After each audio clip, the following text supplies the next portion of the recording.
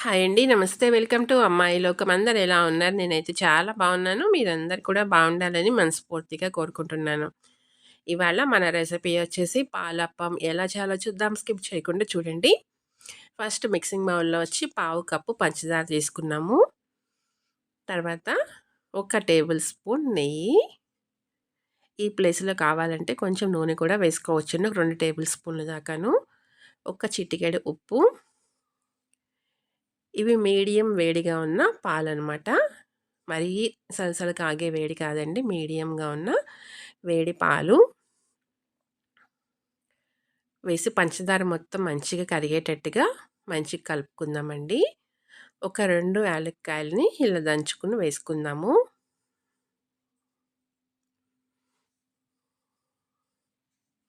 పంచదార మొత్తం మనకి చక్కగా కలిసిపోవాలి.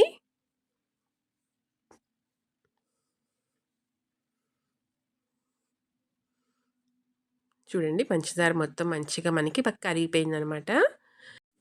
ఇప్పుడు దీనిలో వచ్చి ఒక 2 టేబుల్ స్పూన్లు బొంబాయి రవ్వ వేసుకుందాము. పాలు మనకి వేడిగా ఉంది కాబట్టి రవ్వ మనకి తొందరగా నానిపోతుందండి. మంచిగా కలిపేసుకొని మూత పెట్టి ఒక 5 నిమిషాల పాటు పక్కన పెట్టుకుందాం.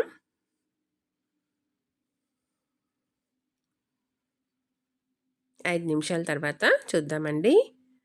రవ్వ చక్కగా నానిపోయిందనమాట.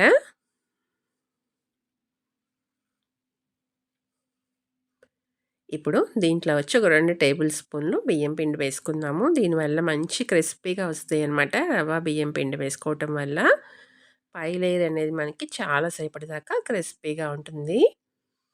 మొత్తం మంచిగా కలుపుకున్న తర్వాత ముప్పావు కప్ వచ్చి మైదా తీసుకున్నామండి. ఈ రెసిపీకి వచ్చి మైదాతోనే బాగుంటుందన్నమాట. మీరు కావాలంటే బెల్లము గోధుమ పిండితో కూడా చేసుకోవచ్చు.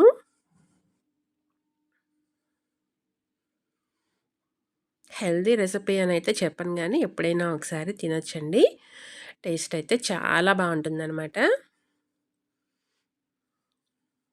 ఉండలు కానీ ఏం లేకుండా విస్కర్ పెట్టి మంచిగా కలుపుకుందాము.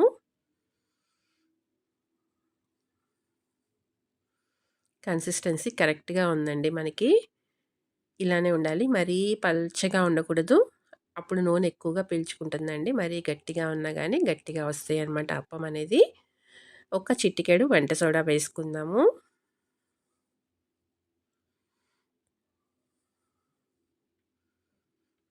మొత్తం మంచిగా కలిపేసుకొని ఇప్పుడు కడాయిలో నూనె పెట్టుకుందామండి. నూనె వేడెక్కిన తర్వాత ఒక్కొక్కటిగా వేసుకొని తీసుకుందాం. ఇలా చిన్న గుంట గరిటెతో ఒక దగ్గర ఇలా వేసుకుందామండి పిండి.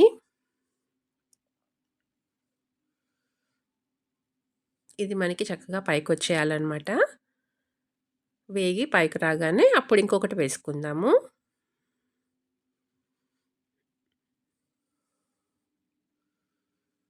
టేస్ట్ అయితే చాలా బాగుంటుందండి. 2, 3 రోజుల వరకి పాడైపోవన్నమాట. అప్పటికప్పుడు స్వీట్ తినాలనిపించినప్పుడు కానివ్వండి, పిల్లలకి స్నాక్ బాక్స్‌లో కానివ్వండి, ఇలా ఒకసారి ట్రై చేసి చూడండి. చాలా టేస్టీగా ఉంటుంది. దీన్ని రెండో పక్కకి మార్చుకున్న తర్వాత ఇప్పుడు ఇంకొకటి వేసుకుందాము.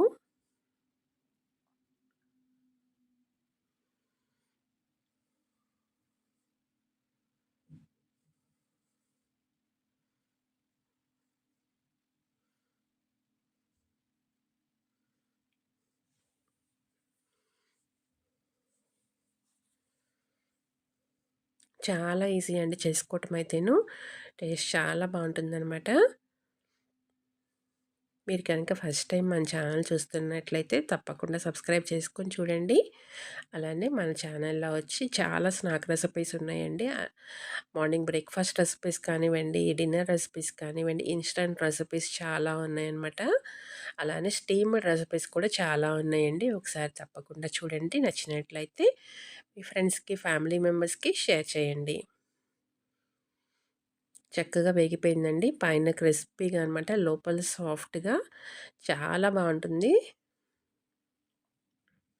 తీసేసుకుందామండి.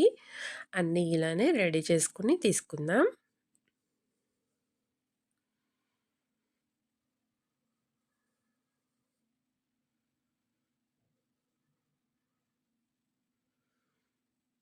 చూసారు కదా! పైన మంచి క్రిస్పీగా ఉన్నాయన్నమాట. లోపల సాఫ్ట్‌గా చాలా బావుంటుంది.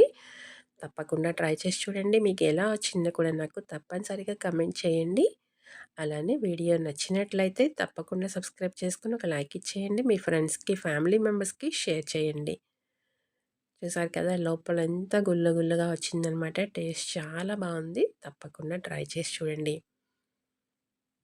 ఈరోజు రెసిపీ అయితే ఇంతేనండి. రేపు ఇంకో కొత్త రెసిపీతో మీ ముందుకొచ్చేస్తాను. Thank you for watching.